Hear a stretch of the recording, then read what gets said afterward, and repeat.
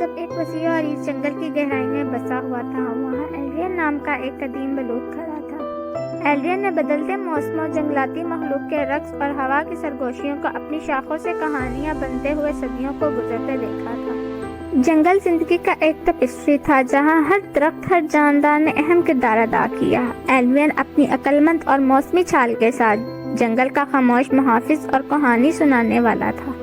فضا کی ایک خوبصورت صبح، لونا نامی ایک نوجوان لومڑی گھومتے پھرتے ایلرین کو ٹھوکر ماری۔ لونا اپنی متجسس امبر آنکھوں کے ساتھ بلوط کی شان و شوکت پر حیران ہوئی۔ متجسس ہو کر وہ قریب آئی اور اپنا تعارف کروایا۔ ایلرین نے پتوں کی سرسراہٹ کے ساتھ اس کا گرم جوشی سے استقبال کیا۔ لونا دریافت کرنے کی شوقین نے ایلرین سے جنگل کے ماضی کی کہانیاں مانگی، اور اس طرح ڈھلتی ہوئی سورج کی روشنی کے نیچے ایلرین نے قدیم زمانے کی کہانیاں بنانا شروع کر دیں۔ اس نے درختوں اور جانوروں کے درمیان قدیم اتحاد کی بات کی، اس اہم ہنگی کے بارے میں جو کبھی جنگل کو اتحاد میں باندھتا تھا۔ لیکن ایلرین نے چیلنجوں کی کہانیاں بھی شیئر کی کہ کس طرح جنگل کے توازن کو ایک طویل بھولی ہوئی طریقے سے خطرہ لاحق تھا۔ اس نے ان مخلوقات کی بہادری کا ذکر کیا جو ایک ساتھ کھڑے ہوئے تجاویز کرنے والے سائے کے خلاف ریلی نکالی، اور کیسے اتحاد اور لچک کے ذریعے انہوں نے جنگل کی اہم ہنگی کو دوبارہ حاصل کیا۔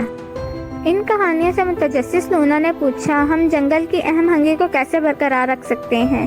ایلرین نے ہوا میں سرگوشی کی، ہر پنجے کے نشان، پروں کی دھڑکن اور پتوں کی سرسراہٹ کے ساتھ اتحاد کا جذبہ لے کر چلیں۔ فطرت کے رقص کو احترام کریں اور اس کے توازن کا احترام کریں، بوڑھوں کی حفاظت کریں، نوجوانوں کی پرورش کریں اور مہربانی کو اپنا رہنما بننے دیں۔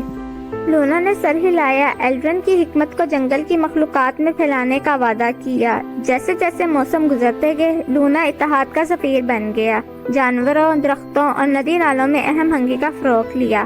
جنگل تجدید دوستی کے ساتھ پروان چڑھا، درخت امید کی کہانیاں سنا رہے تھے، جانور خوشی سے ناچ رہے تھے، اور ایلرین ایک بار پھر اتحاد کی خوبصورتی کا مشاہدہ کرتے ہوئے لمبا کھڑا۔ اس دن سے آگے ایلرین اور لونا کا رشتہ ایک لیجنڈ بن گیا، حکمت کی ایک کہانی نسل در نسل گزری، جو جنگل میں گھومتے ہوئے ان سب کو یاد دلاتا ہے جو فطرت کے نازک توازن کو برقرار رکھنے میں اتحاد، احترام اور مہربانی کی اہمیت کو یاد کرتے ہیں۔